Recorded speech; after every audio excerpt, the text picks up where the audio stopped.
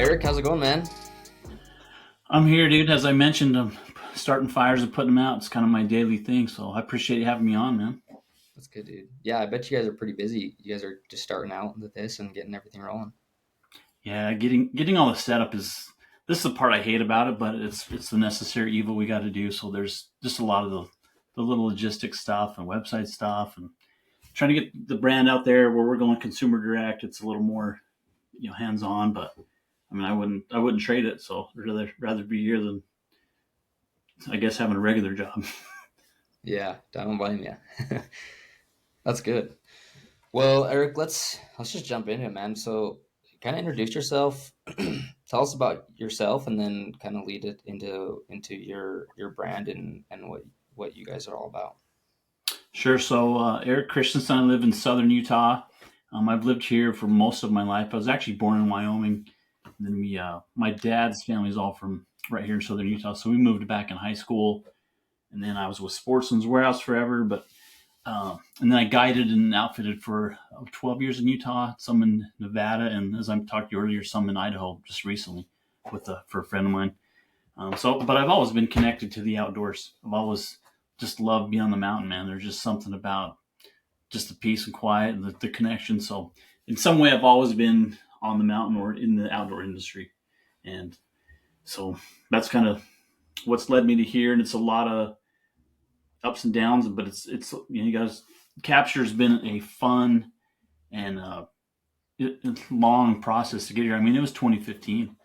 I don't know if you want to just jump right in and Kapture, or if you want some more, if you have more questions about me personally. Yeah. Well, what did you do before you guys started with Captured? What Did was your kind of career? everything. I was managing a Pepsi warehouse. Like I said, I was a sportsman's forever, and then I got a job managing a sportsman's warehouse and moved around with them for a while. Then moved back to St. George, and then I just got sick of that game, and things were changing in sportsman's pretty bad. Like it just started being more of um, a number game instead of being an employee. And so I left and did various stuff, and then to catch you up, I was running that Pepsi warehouse for a while here in St. George, which is a great job.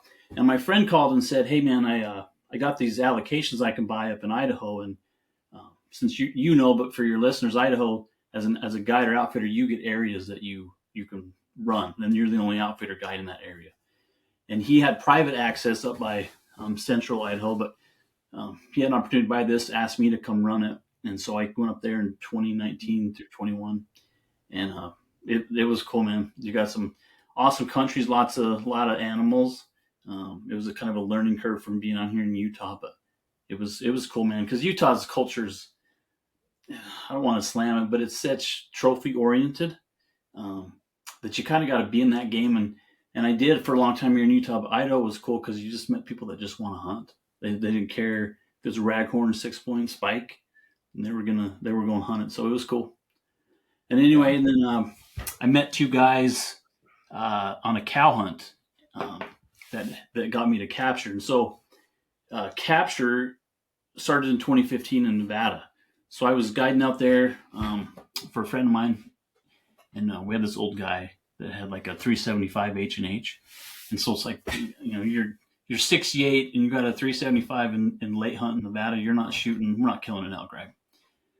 So the outfitter had a gun that was doped and ready to go, sold for long range. And the mistake was we didn't go shoot the gun before let this guy shoot the gun. So we found a big bull on day 2 and it disappeared. And then we spent 5 days looking for it. It turned back up in another spot. And we get set up on this bull. And I'm an idiot and doped it. I dialed the scope wrong for the yardage. And so he shoots and he's way low. And I'm like, oh, shit. So it's chaos. And anyway, so in the meantime, I'd set my phone scope on. And phone scope just had a new attachment. So you're probably too much of a young buck, but they had an attachment that slid on the top of the phone case. And it was Okay. a kind of a new prototype. And maybe I didn't push it up in there tight enough or whatever, but I was filming. And as you know, when the chaos starts, we were trying to move to get another shot. And I go to grab my spotting scope and my phone's gone. And it slid off and broke my brand new phone. Oh, And so then that wasn't the worst part because then we didn't kill the bull. And So the drive home is when I was like, there's got to be a better way. So Kapture's been like a 20, or since 2015, I've been trying to get it off the ground. So anyway, so it's to swing back up where I started with the engineers, or the cow hunt. So then in 2019, I take these two guys on a cow hunt, and I'd been trying to get Kapture off the ground for a while because I don't have money. I don't come from money. I needed an investment and a way to prototype without, borrowing money from everybody in the world. So I met Kevin and David Gibbons, who were firearms manufacturers in Mesa, Arizona. And I was like, hey, man, you guys got a machine shop. I got this idea. And so we just hit it off and we started there and got our first prototype. And that process to get and then we started the patent process, and that all started in 2019. So it's still almost 2025, and we're just getting launched. Yeah. So it's been a process, man. Cool. Where'd you come up with the idea? Like, because it's unique to any other digiscoping system out there. How did that come about? So what's funny is that after my phone broke in Nevada, I'm driving home, and that's when the magnetic idea came up, and I started just doing some basic do-it-your-home 3D printing models, and everybody does the overmold, right? Everybody puts their adapter over the eye cup, and that's how mine was. But it had a sidearm, so you could put it on and lock it down and then take it off, but it wasn't like a friction fit.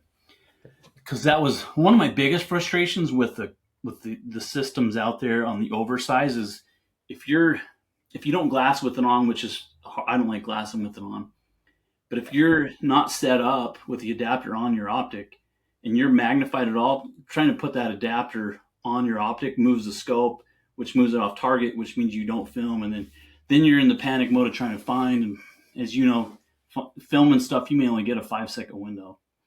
And so that was where I wanted something that just locked on and I could take off, but it didn't like move the scope.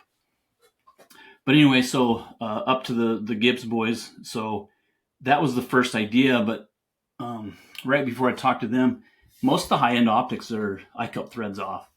And because I'm kind of a rough sucker on stuff, I was in Nevada and I had an old Saguaro STS, and I kind of dropped it off a little shell cliff about 15 feet, and I like my eye cup rotated out about halfway and just sucked my eye like right in there.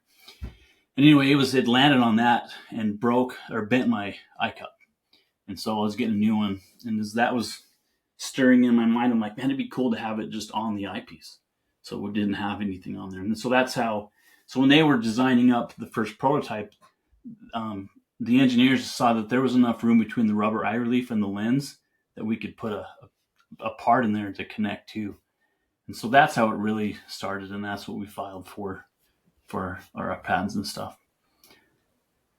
Yeah, that's cool. That's what, like, when I first saw this, what really stood out to me, because I am the same way. Like, I don't like having an extra piece on the end of my spotter, even though some of them, like the one I'm using right now is the MagView, and it's pretty low profile. It's a lot more low profile than like All In or some of the other ones, but it's still there, and it still like sticks out a little more than I want it to. And you've just solved that problem, because now there's nothing that's obstructing the outside. All the connections are on the inside of the scope, and it doesn't affect anything, which is really cool. Yeah. And Go ahead. keep going. No, I mean, that was the biggest thing, right? Is I wanted it to not be oversized, have it always on, because there's times I forgot my adapter on the mountain, you're in a rush, and then you don't have anything to film with. So it's always on your scope, and it doesn't interfere with the vision or performance. Your eye relief still functions the same. So it's kind of cool. Like being in the industry paid off. So I had relationships with and developed some optic manufacturer relationship. So for our integrated mount that thread on, we actually buy the cup from the manufacturer. So the Saguaro ATS, ATX, ATC, all of theirs, Koa, Maven, Zeiss, we're going to do pretty soon, some loopholes. But anyway, if it comes off, we actually buy that factory cup and replace the inside with our connect part. And so the outside is still factory and looks and functions the same. And then for Vortex and other players that their eye relief does not come off, we just have a VHB taped mount ring I don't have one with me right. I should grab one. But it just tapes around the lens, and we have like 80 something models of that on our list on our site. But that way you can still attach to the optic. And Right. the other thing we found in testing was you don't want magnets on your optic. A lot of the models today have the magnets on the optic, and if you set your optic down in the dirt, you're going to get rocks Yeah. around your optic and stuff. So that's where our magnets on the phone case itself. But that's the eyepieces, man. Nice. Yeah, those are sweet. Um, and so you can pretty much fit those on any optic out there right now, like without a doubt, even with that, the sticky one, even if the eye cup doesn't come off, which is super cool. And then you've got stuff for binos too, right? Yeah, so that's actually been really popular. The SLC and NLs are going crazy.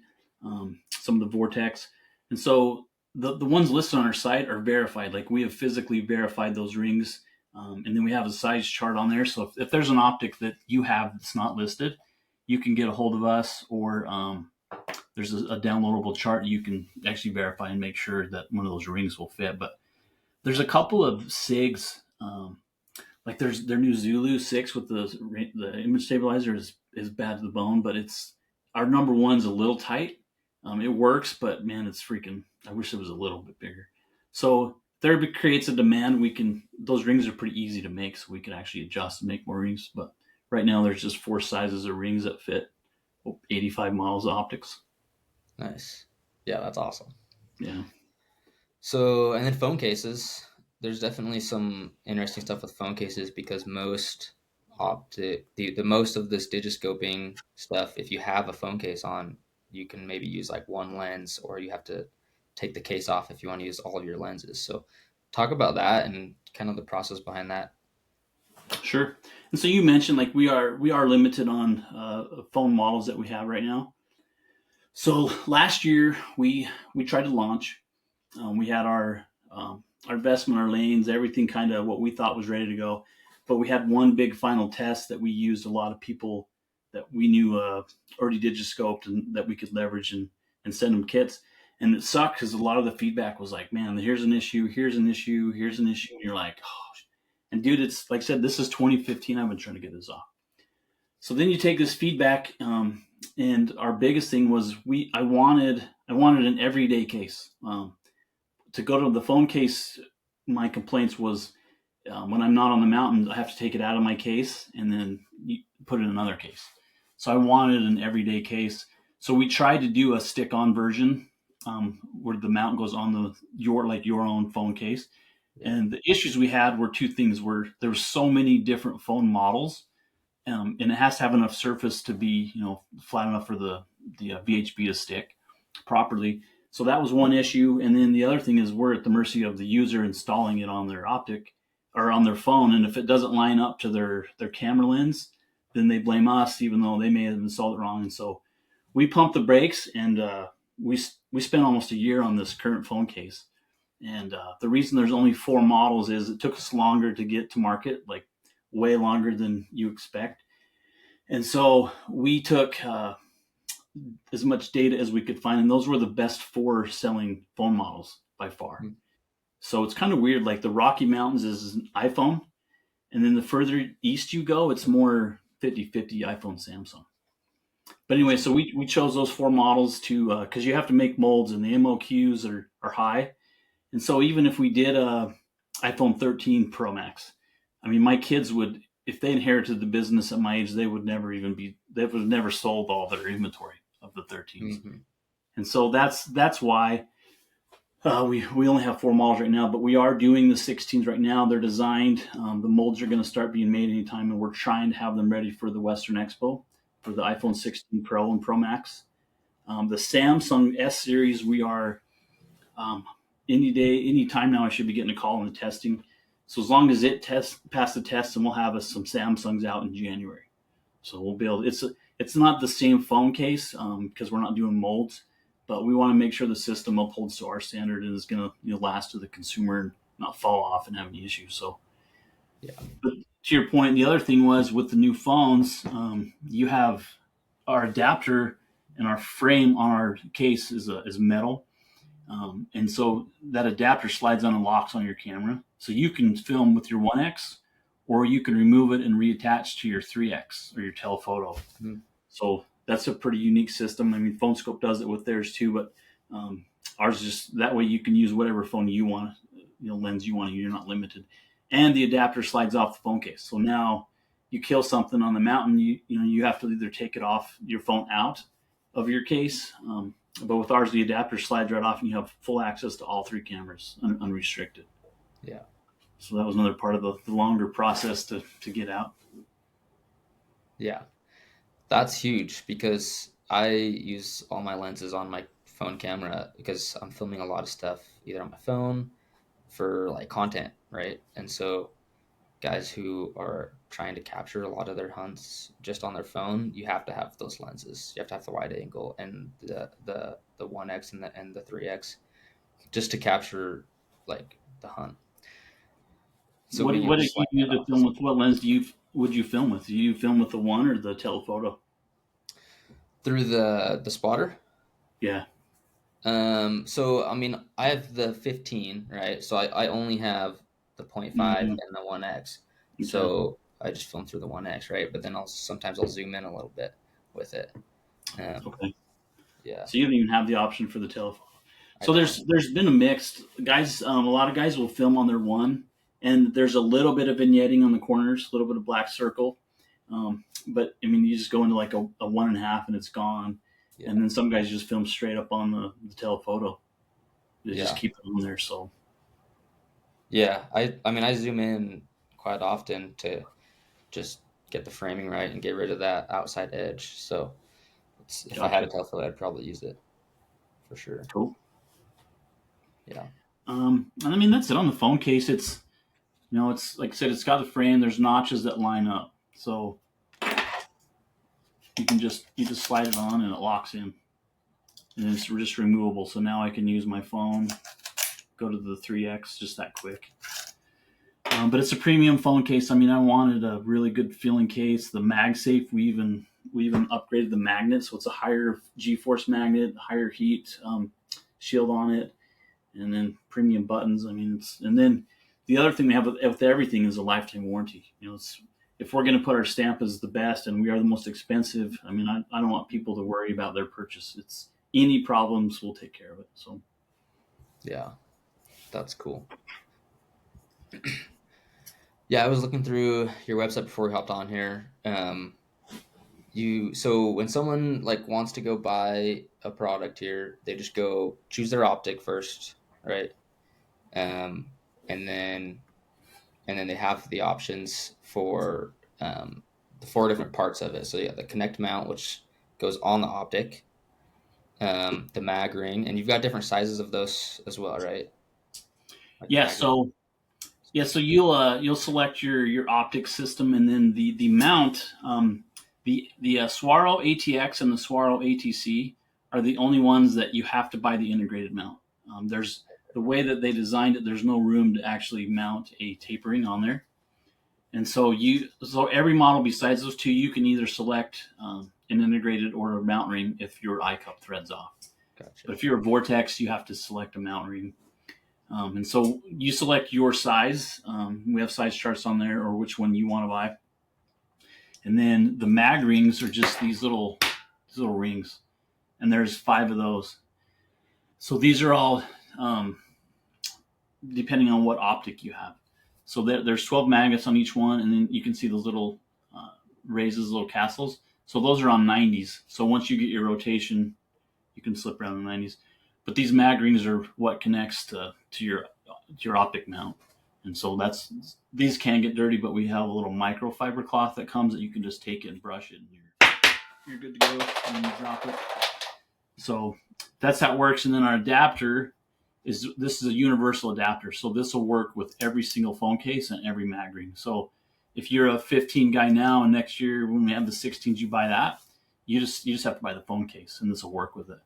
And so this just accepts all the mag rings now that I dropped it, and then it just slides off. But this is universal, and there is a little bit for guys that maybe are looking at the system. There is a little bit of play I don't know if you can hear that, but that's by design. Like we might tighten it up, but one of our testing, I guess, feedback was you're out in the woods, and so if there's a little bit of dirt, and we tighten up those tolerances, and you can't get it on because of dirt, then you're gonna be pissed. So there's a little bit. It doesn't interfere. It's rock solid. It's just a little bit of play in there. And you're talking thousandths of an inch, right? So it's not very much, but there is. So if you get it and there's a little rattle, that there is, it is by design. Um, but Nice. yeah, and then this just allows you to set the rotation. So you can put your mag ring in and rotate it. No, how rotate it around and then release, and so you can set your rotation how you want to film. Okay. Just that quick. Yeah. So, over the next few months, are you guys gonna be at any shows? Like, if someone wants to get hands on with these, what's the best place to find you? Yeah, this first show we're gonna do is this first show is going to be at the Western Expo in February, and then Nice. we'll expand our show presence the next year, and then we'll do some more this summer. But if for in person, that's it. And then we'll try and do some local events here and there, and we'll try and announce them on our social. But Capture Gear and Captures with the K is where most people find us. So Awesome. Yeah, that's cool. I mean, Western Hunt's pretty sweet too. I'll be there too, so I'll swing by and say hi to you guys. But it's always good to kind of get that in person feel, especially with this kind of stuff. I mean, it's a flawless system already, so it's cool. Um, yeah, for man. I on some, mean, sorry to go. I don't know if you want to get to the manufacturing side, but we decided to go, all aluminum yeah, versus plastic just for wear and longevity. A lot of the feedback we got was this plastic is cheap and breaks, um, and our system's not cheap for a Swaro setup. Full setup, you're $320 for a full setup and the integrated, and then, the tape on full setup's around 230. So again, we wanted something that if you're going to spend that much on a Digiscope setup, we want it to last. But yeah, what made you curious about the manufacturing side? Are you working on some stuff? yeah. So I have a product that's already released. I have one here. I'll grab one actually real quick. Um, it's called a Bino Visor, and it's a super simple product, but it just goes on the end of your binoculars or spotting scope, and it straps on, and it blocks the sun rays Oh, cool.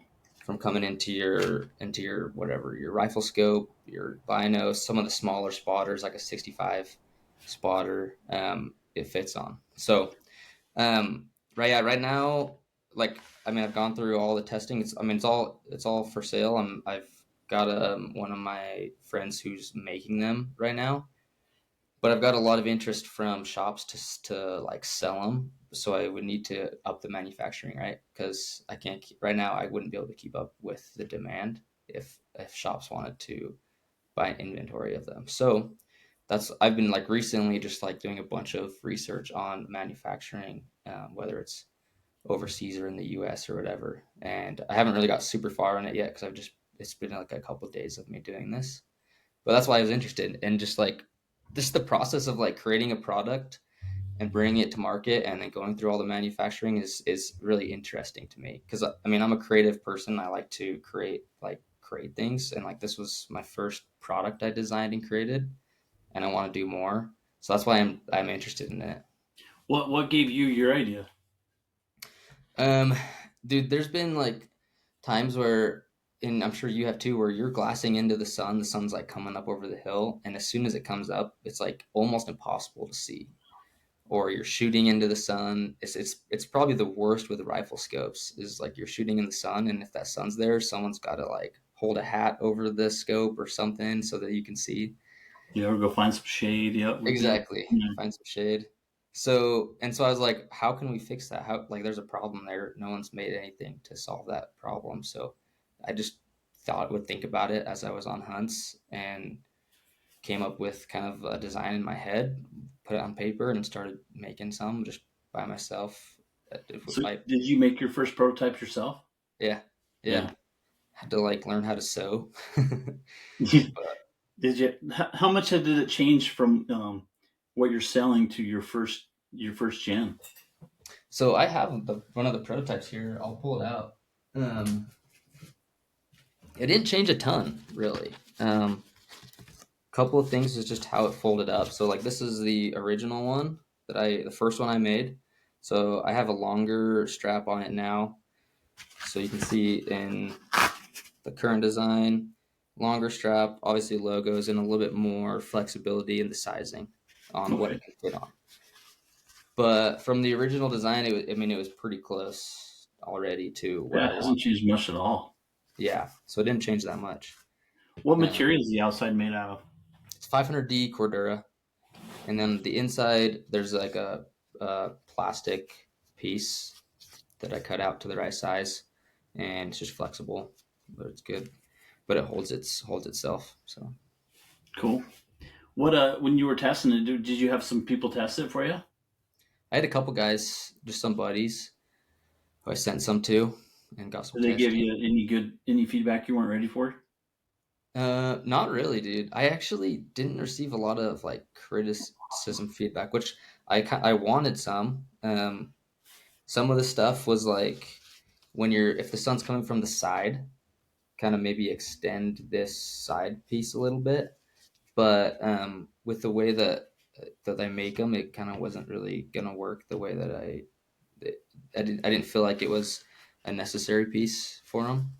Um, but that was kind of the main feedback, and then from my prototypes, I changed the sizing a little bit just to fit a wider variety of binos and spotters and stuff. Yeah, so you only have the one size. You can fit like rifle scopes all the way up to small spotters. That's Yeah, awesome. You can when you can limit your production run and SKUs. That's your golden stuff right there. exactly. Yeah, That's fun. So that's just available now. Like how long has it been on the market? about a month and a half since like early November. So So are you looking at going retail or just consumer direct with it, or what's your approach? Have you figured that out? yeah, so I mean, currently it's consumer direct. I would be interested in doing some retail stuff.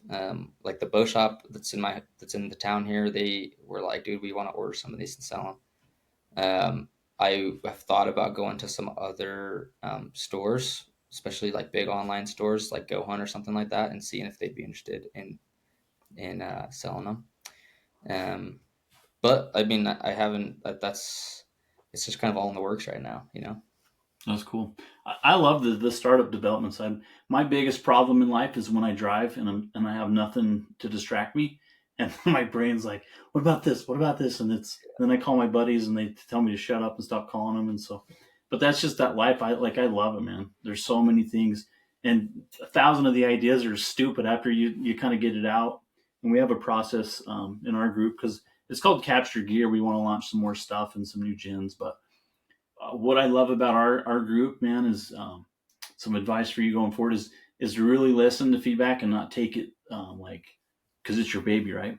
But like Right. we kind of have a theory of is here's the idea, and everybody pokes holes in it, and if it sinks, we move on. If it doesn't sink, then we can kind of go from there. So that's awesome, man. Like I said, I love the startup. I just love the process. It's so Yeah, me fun. too. It's so frustrating, but so fun. It's cool. Yeah. Yeah.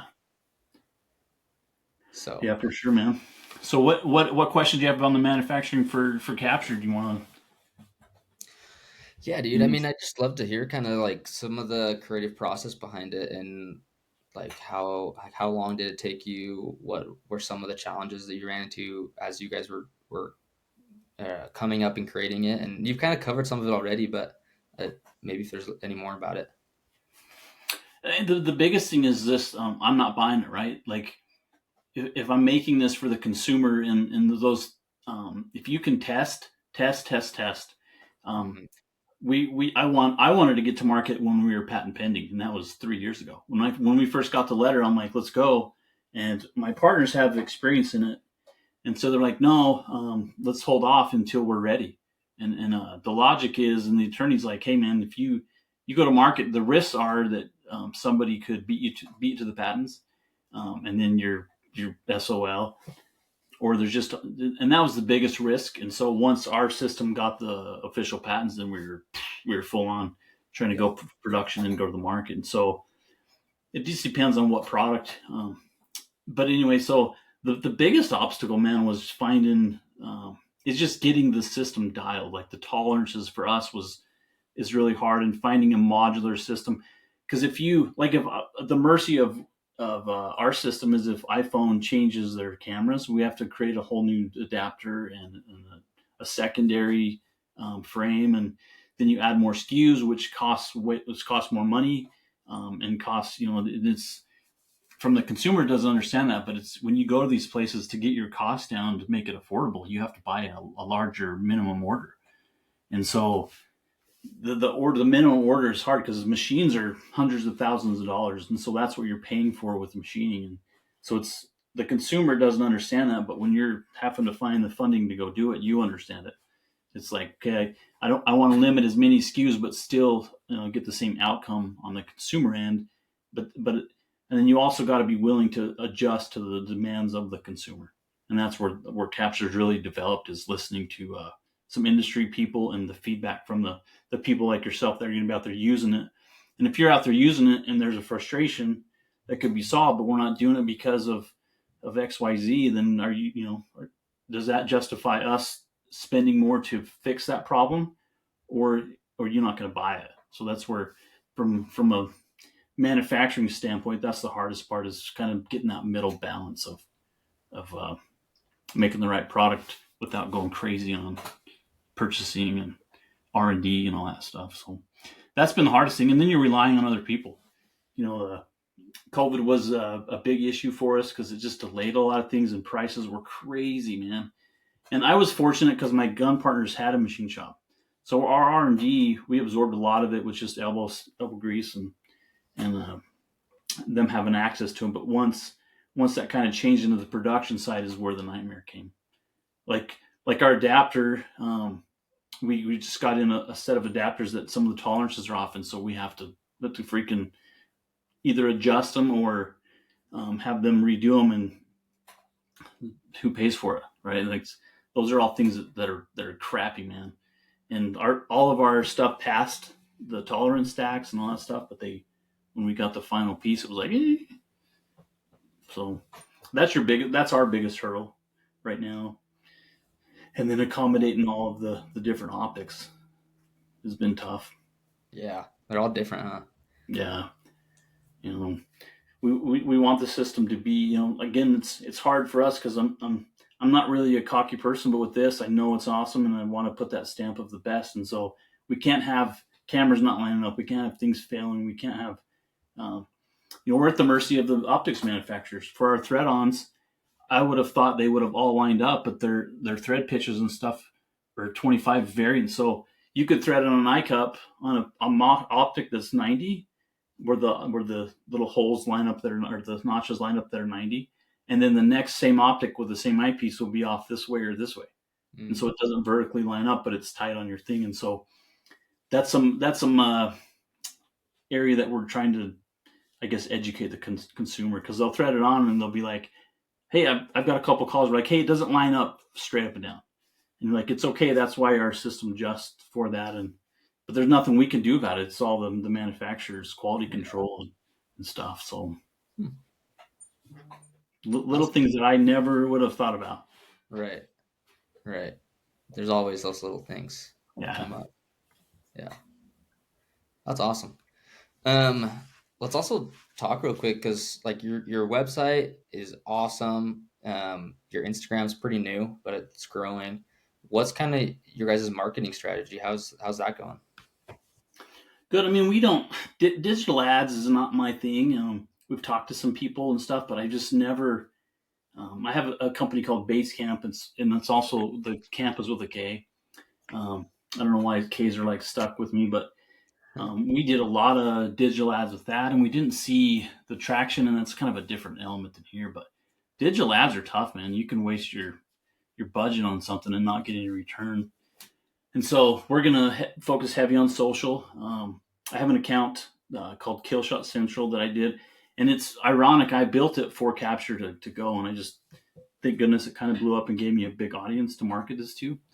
So it's just getting that awareness, but showing your message, right? Like having the right people influence it, talk about it, that really want to push it, and then we'll just keep on the social game, as you know, is consistency, and Yeah. I battle it every day. I don't like social, but it's unfortunately what I've chosen is a necessary evil to get this off. So that's our strategy, and then we'll do a lot of trade shows and local events.